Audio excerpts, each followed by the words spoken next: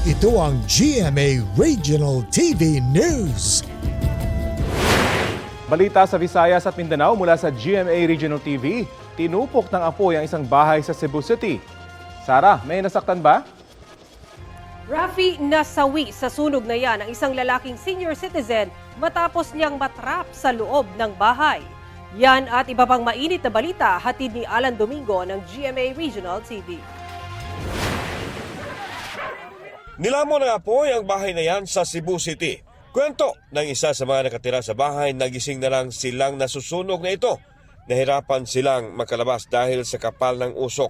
Pagawas na ko ang kayo diri ay dinha kana diha nga part nag-ana-ana ang kayo nang gawas na ba diha sa babaw.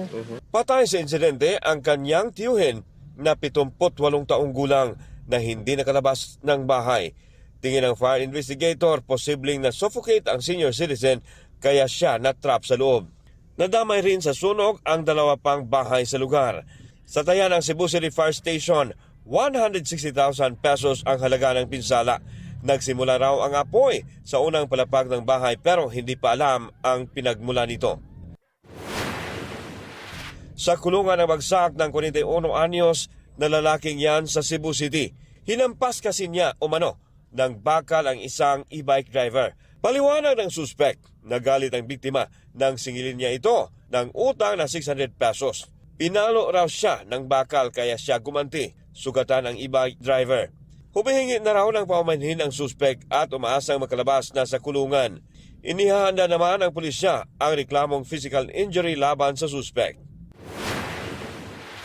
Pinaghahampas ng bato ang 38 anyos na tricycle driver sa Bacolod City madaling araw nitong Lunes. Suspect ang mismong pasahero niya na tinangay rin ang kanyang tricycle. Natagpuan ng driver sa damuhan matapos ang mahigit 11 oras at kitang may sugat sa mukha at ulo. Nadala pa siya sa ospital pero pinawian din ng buhay kalaunan.